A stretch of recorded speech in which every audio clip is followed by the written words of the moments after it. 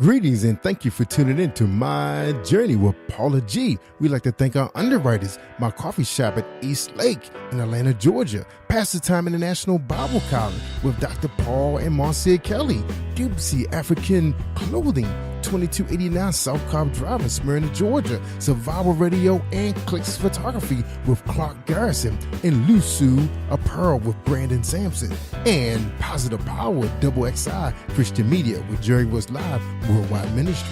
Thank you for tuning in, and we hope you enjoyed this presentation. Hey family, I'm Paula G.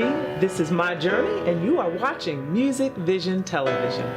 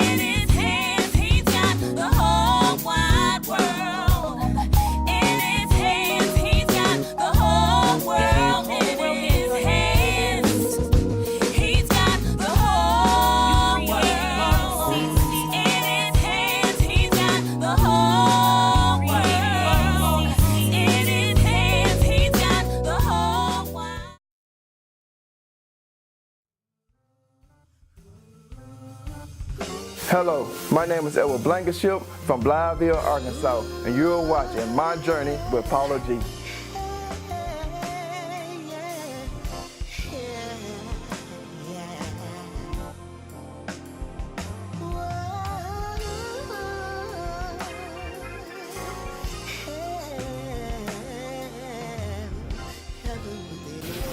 Hey family, I'm Paula G, and this is My Journey.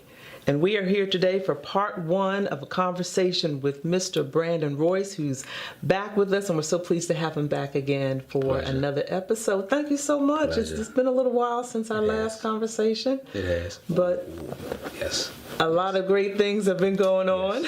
Absolutely. Since then.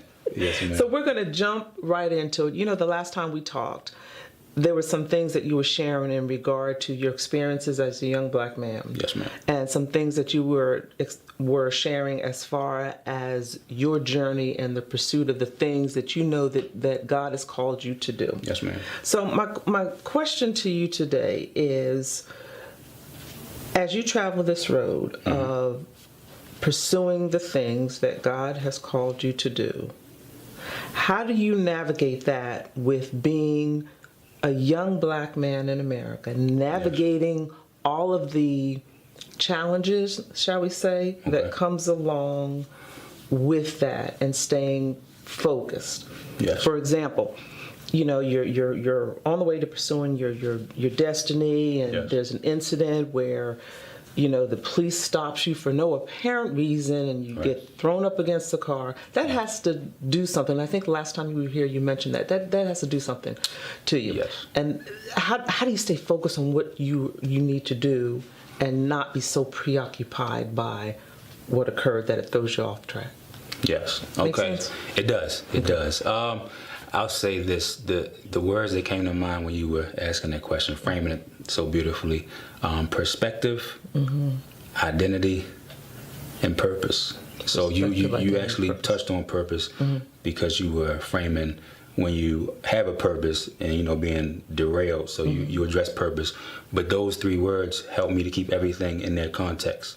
So in other words, whenever I encounter a situation that may be potentially dangerous, harmful, detrimental, me having the identity that I have, the perspective that I have, and the purpose that I have, it's really like when you see rain just drop off of a windshield. It'll drop, it'll roll off. Right. Or like they say, how water rolls off a duck's back. Yeah. You understand that it's going to happen.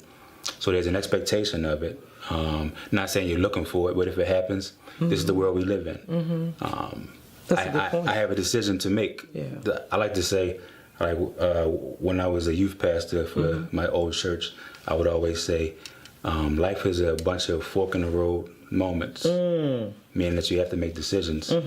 So I could either wallow in the predicament, or I could use it as an opportunity to grow and to mature and to be a blessing to somebody else. If they come to me and say they had a similar situation or incident, if I tell them I let it affect me, negatively and derail me, I can't be a blessing to them. Right. So again, my identity is being a follower of Christ, believing in Yahweh, the God of the Bible. So he gives you precepts, he gives you the focus, he gives you the great commandments to love him above all else and to love your neighbor as yourself. He tells you what that love looks like. He tells you how to navigate your life when you have situations, you have problems.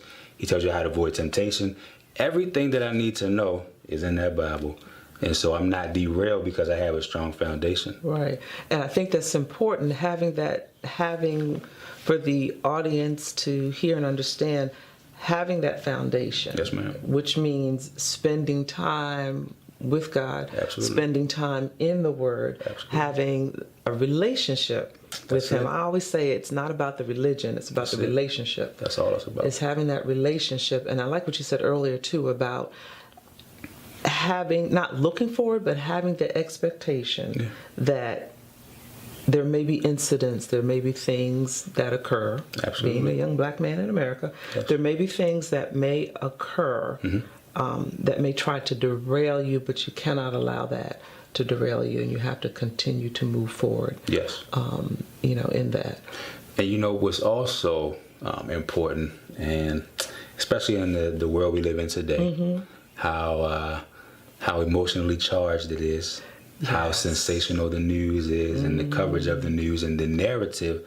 I think I touched on that the last time. Narrative.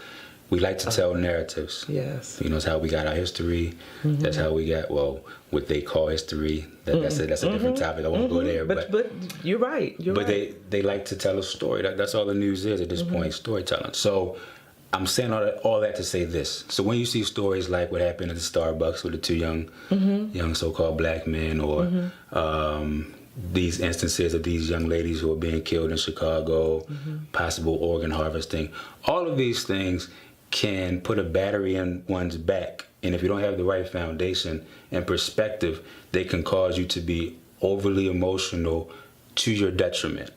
So you can be sensitive to what you hear, but you can't let it, you can't let the sensationalism of it saturate you. You can't let it take the focus away from a productive goal. Because a lot of times people just sit around and cry and say, well, it shouldn't be this way. Let's go protest or do whatever, but then you ask yourself, what's the end game? So before you decide to be emotional and be reactive, I like to be proactive. Right. So when I hear a story, I put it in its proper perspective. This world is evil. People are depraved. The enemy is at work. Again, it's all in the Bible. So I expect it. So I'm not surprised by it. Not meaning I'm desensitized to it. Just meaning I'm aware of it, that it's going to happen. Right. And so to me, the end goal is just to be focused on God's call on my life, and that's it. Right. And I like what you said about the narrative, because a lot of times that narrative is strategic. Yes.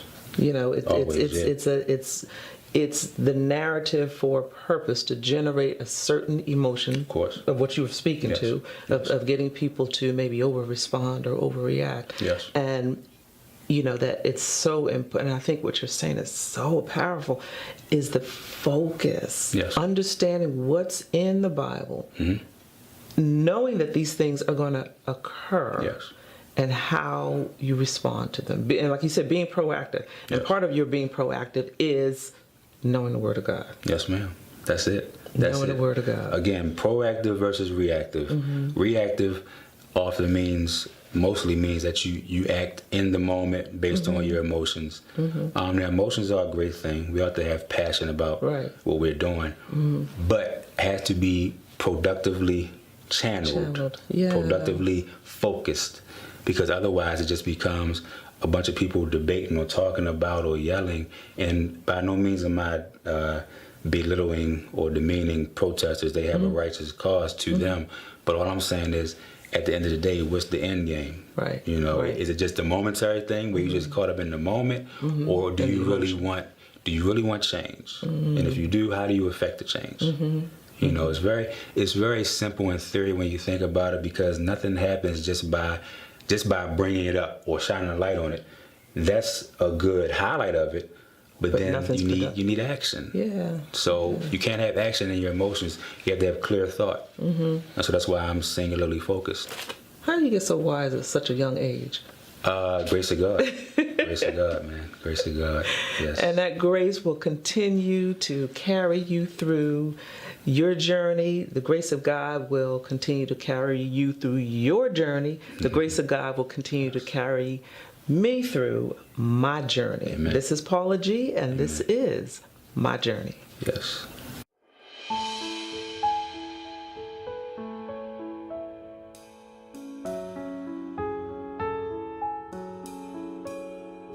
It's the greatest gift, being here with you, resting in your arms. Well, it's all I wanna do.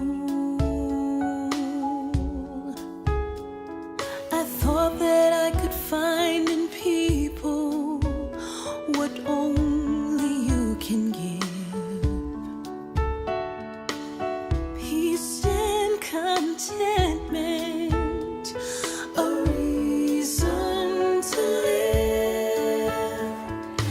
I am never alone. You love me as your own. You are more than enough. I live for your love, and your promise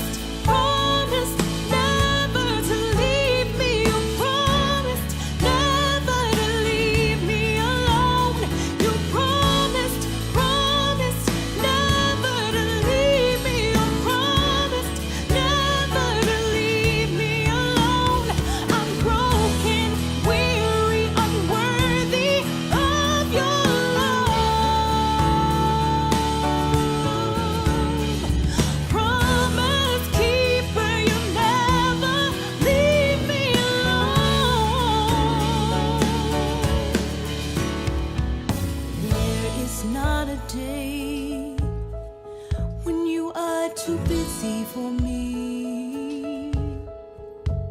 You run the world and the galaxies, and you still make time for me. Finding your embrace was the most critical discovery I've made. No problem is too much, for I am secure in your love. I am never alone. You love me as your own. You are more than enough.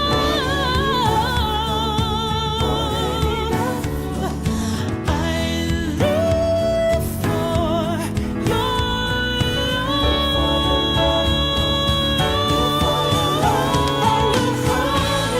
promised never to leave me. You promised never to leave me alone. You promised never to leave me. You promised never to leave me alone.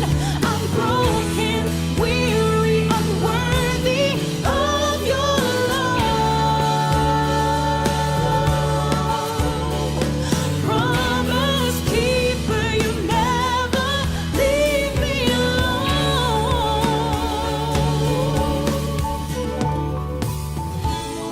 When my heart is bleeding, I can't see my way. Reach out to my friends, but they don't know what to say. I'm reminded you're near, every moment so close to me. You're just waiting to hear me acknowledge I need you. I need you. And you promised never to leave me. Promised never to leave me alone. Never forsake. Promised never to leave me. God, leave me alone. You promised never to leave me. You promised never leave me alone. You promised never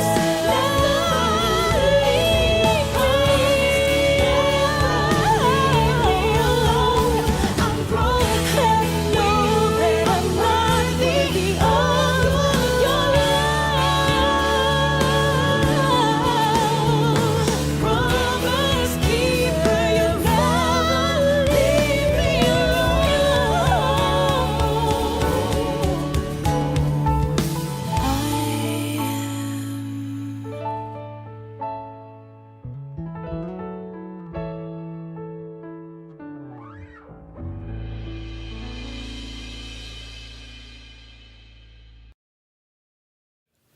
Hey family, I'm Paula G, and this is My Journey. And we are here for part 2 of our conversation with Brandon Royce. And earlier we were talking a bit about how a young, successful Black man in America navigates the stereotype, the challenges that a young Black man faces while on the journey of pursuing his destiny. Yes. He shared with us his perspective on it and staying focused on his purpose. What was the I? I forgot the I.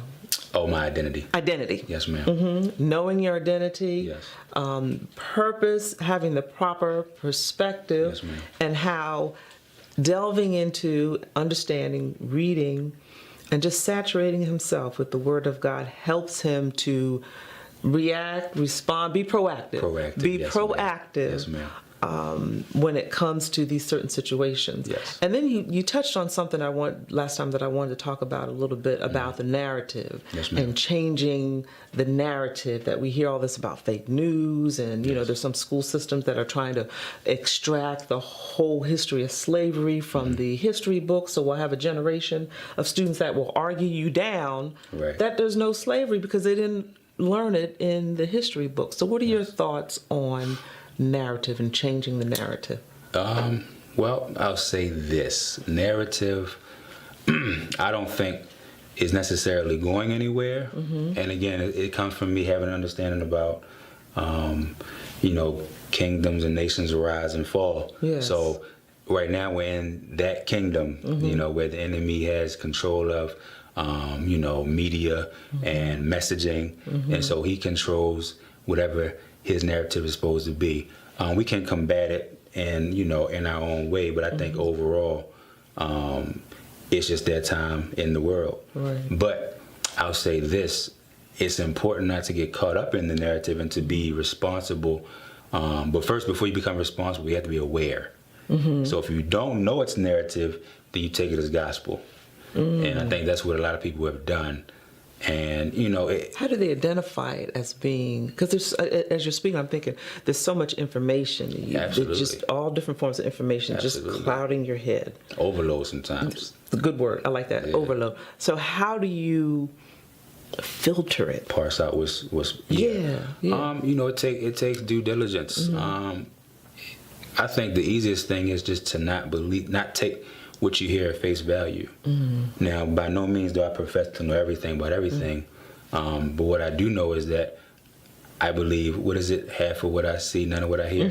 Half of what you see. And none of what you- nowadays, I've seen technology where I can have a video of me, and you can say whatever you want and make my mouth move as if I said it. Yes. So it's like you can't even believe any of what you see. So again, you have to be diligent. You have to be vigilant. That's why the Bible speaks about being sober-minded. Because if you're foggy-minded, then you can't see the forest for the trees. Right. You miss things. You aren't wise. That's why I pray for wisdom, knowledge, understanding, and discernment. Yes. Discernment is key. Yeah.